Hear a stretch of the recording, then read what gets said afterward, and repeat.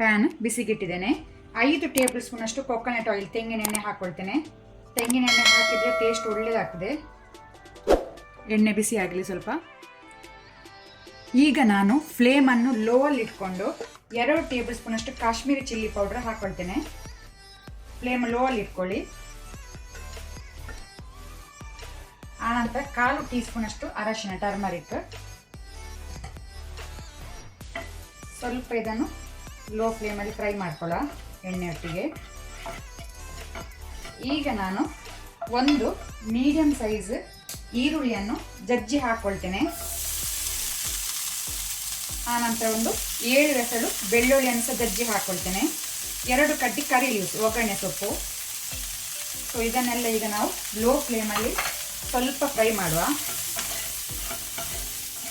ಸ್ವಲ್ಪ ಬೇಕಂದರೆ ಸ್ವಲ್ಪ ಎಣ್ಣೆ ಹಾಕ್ಕೊಳ್ಬೋದು.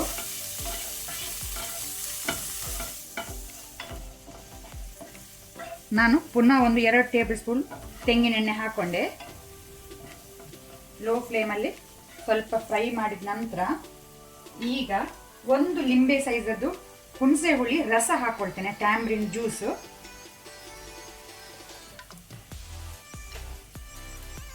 ರಸ ಹಾಕ್ಕೊಂಡ್ರೆ ಸಾಕು, ಹುಣಸೆ ಹುಳಿ ರಸ.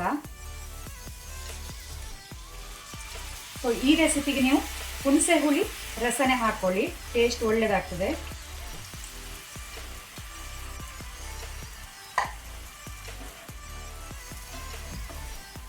ಸ್ವಲ್ಪ ಫ್ರೈ ಮಾಡುವ. ಆನಂತರ ಸಾಲ್ಟ್ ಉಪ್ಪು ರುಚಿಗೆ ತಕ್ಕಷ್ಟು ಹಾಕೊಳ್ಳಿ. ಟೇಸ್ಟ್ ನೀವು ಚೆಕ್ ಮಾಡ್ಬೋದು, ಹುಳಿ ಖಾರ ಉಪ್ಪು.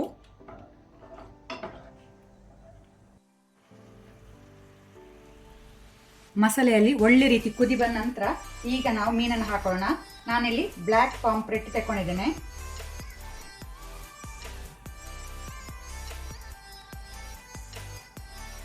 ಸೊ ಇದನ್ನು ನಾವೀಗ ಮೀಡಿಯಂ ಫ್ಲೇಮಲ್ಲಿ ಫ್ರೈ ಮಾಡ್ಕೊಳ್ಳೋಣ.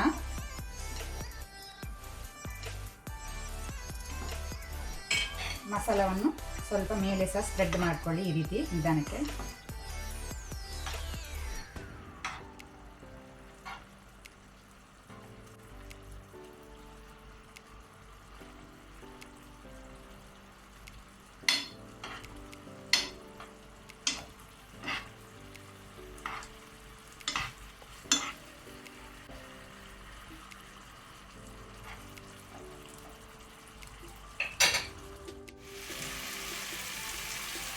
ಮೀನು ಒಂದು ಸೈಡ್ ಫ್ರೈ ಆಗಿದೆ. ಈಗ ಅದನ್ನು ನಿಧಾನಕ್ಕೆ ತಿರುಗಿಸಿ ಹಾಕುವ. ಫ್ಲೇಮನ್ನು ನಾನು ಮೀಡಿಯಮಲ್ಲಿ ಇಟ್ಕೊಂಡಿದ್ದೇನೆ.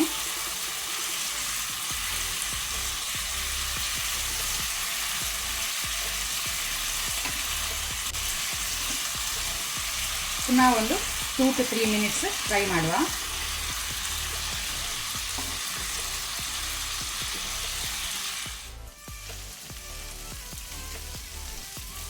ಡಿಲಿಷಿಯಸ್ ಆದ ಪಾಂಪ್ರೆಟ್ ತವಾ ಫ್ರೈ ರೆಡಿ ಆಗಿದೆ. ಸರ್ವ್ ಮಾಡಲಿಕ್ಕೆ ಸೂಪರ್ ಆಗುತ್ತೆ. ಮಿಸ್ ಮಾಡೋದೊಮ್ಮೆ ಟ್ರೈ ಮಾಡಿ.